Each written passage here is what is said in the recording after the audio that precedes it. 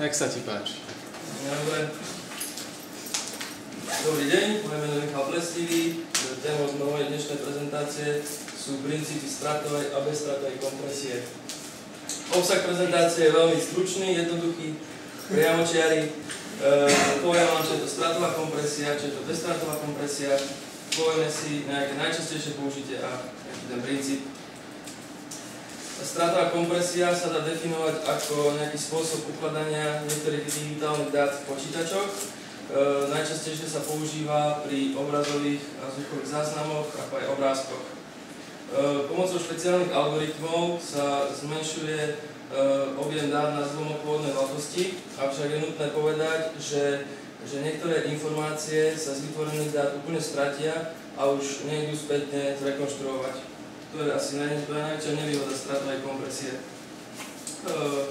Ako som už spomenul, najčastejšie použitie video, obrázky a zvuk. O zvuku, teda na zvuku vám budem sa snažiť demonstrovať nejaké princípy použitia kompresí. Takže začal by som asi tým, že pri kompresii zvuku je možné zvoliť si nejaký bitrate a tým pádom vysvetliť veľkosť a kvalitu zvuku. Bitrate je tu vlastne prenosová rýchlosť, väčšinou kilobajtov za sekundu. Všeobecne platí, že čím je vyšší bitrate, tak tým je vyššia kvalita, ale aj vyšší počet dát. V porovnaní, nemusí to avšak tak byť, to znamená, že vyšší bitrate, vyššia kvalita, vyššie dáta nemusia byť vždy kvalitou také vysoké. Poviem si to teraz hneď.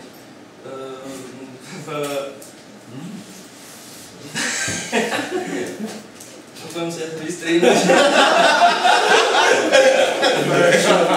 Zrozumiteľné.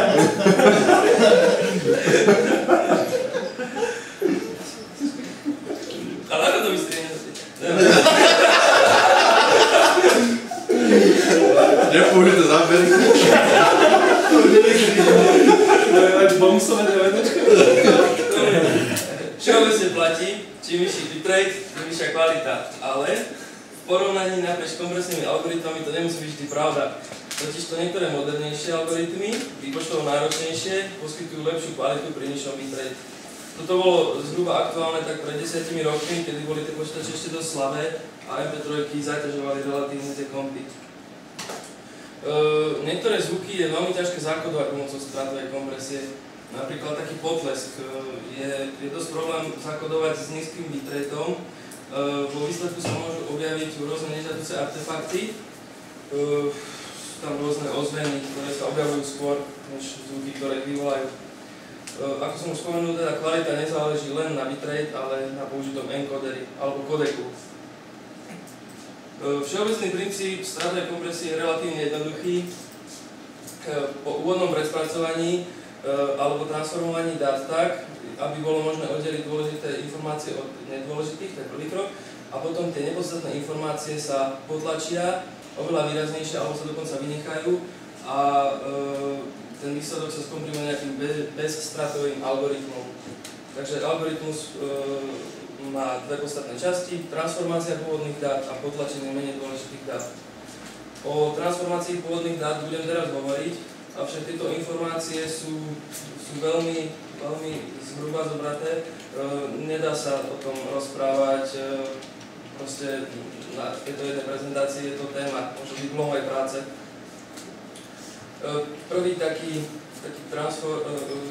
Prvá taká transformácia je diskrétna ortogonálna transformácia. Úlohou týchto je zmenšiť korelovanosť dát. Robí sa to zhruba tak, že z nejakých praktických dôvodov sú nejaké bloky dát určité veľkosti, ktoré sa môžu chápať ako vektory a potom tieto sa dajú vyjadriť matematicky pomocou báz, ktoré budú tieto závislosti nejak odzrkadľovať. Ďalším typom je Fourierová transformácia, kosinusová transformácia. Fourierová transformácia je špeciálny prípad ortogonálnej transformácie. Tu nás si môžete prečítať, ak chcete niečo o pánovi Fourierovi. V nespojitej doméne času, teda diskrétnej, sa využíva diskrétna Fourierová transformácia. A tu je dôležité poznamenať, že dekomponuje vstupný signál na frekvenčné zložky. Tieto sú vyjadrené nejakými komplexnými číslami, ktoré zachytávajú okrem amplitúdy aj fázu vlnenia danej frekvencie. Diskrétna kosinusová transformácia je špeciálny prípad diskrétnej Fourierovej transformácie. Kosinus je párna funkcia a je táto DCT, diskrétna kosinusová transformácia, je predovšetkým vhodná na frekvenčný rozklad párnych funkcií. Pri kompresii zvuku sa osvedčila modifikovaná diskrétna kosinusová transformácia. Tá funguje na princípe prekryvania okien. Dalo by sa povedať, že je to zhruba to isté ako pri kompresii obrazu, kde si to viete predstaviť, že to prekladajú do okna. Čo sa týka potlačenia menej dôležitých informácií, na to slúži psychoakustický model. Psychoakustický model sa dá definovať ako nejaký matematický model ľudského sluchu a určuje, ktorá informácia je pri kompresii nevyhnutná a ktorá sa môže vynechať. Tak, aby poslucháč oproti originálnemu zvuku nezaznamenal nejakú výraznejšiu zmenu. Voľnosť voľby modelu ľudského sluchu je dôvodom odlišnej kvality kompresie s rovnakým bitrateom, avšak odlišným encoderom alebo kodekom. Psychoakustický model si môžeme predstaviť tak, že sa zoberie nejaká skupina ľudí, zatvoria sa do zvukotesnej miestnosti, pustí sa im originálny zvuk, potom nejaké prekodované zvuky a následne títo vyberú ten, ktorý sa im podobal po originálu a na základe toho sa vyberie ten model psychoakustický. Môže byť viacej tých psychoakustických modelov. Tu je nejaký princíp MP3, každý z vás určite pozná, konštantný bitrate. Tento sa používa hlavne vtedy, že keď boli tie staršie počítače, tak umožňoval zrýchliť a zjednodušovať enkodovací proces. Potom variabilný bitrate, tak ten sa menil podľa enkodovaného zvuku. Tam, kde boli tiché pasáže, bolo kodované nízkym bitrateom, kde bol potlesk, ktorý naopak vysokým bitrateom.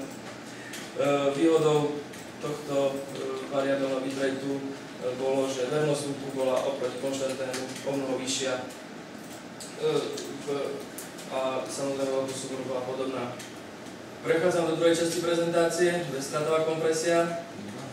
Tak je to trieda kompresných algoritmov umožňujúca spätnú rekonštrukciu komprimovaných dát do pôvodnej podoby bez straty informácie. To znamená, využíva sa všade tam, kde po dekompresii nie je prípustná žiadna strata kvality oproti originálu.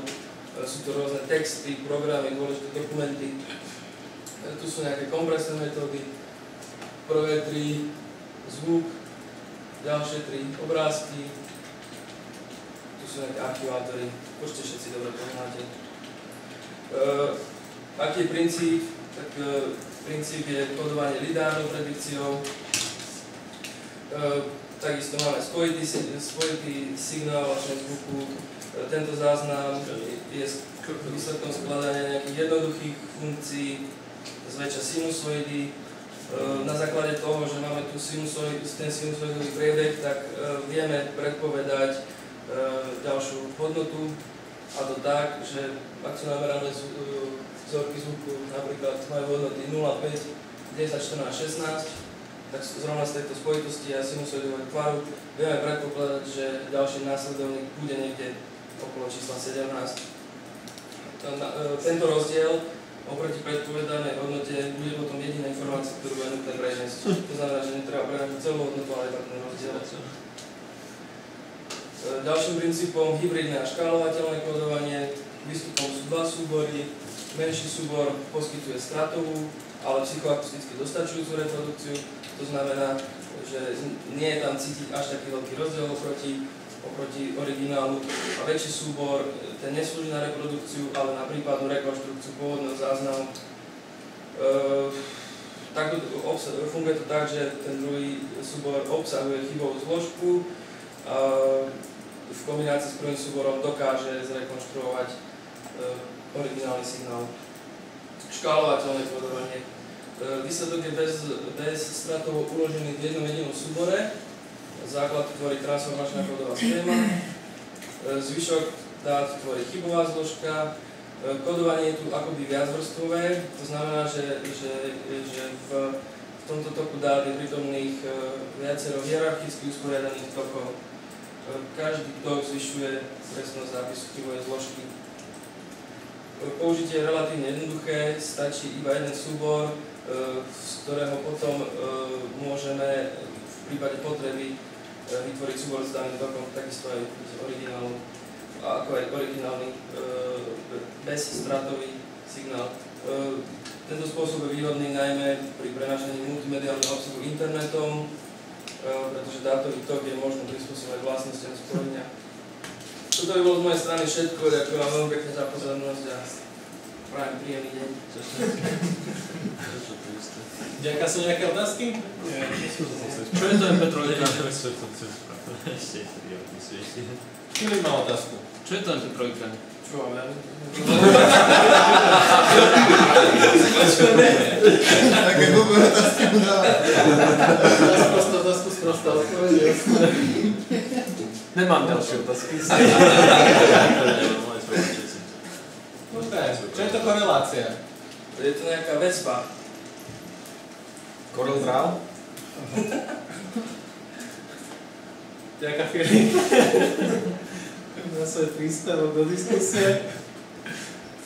Dobre, to je všetko.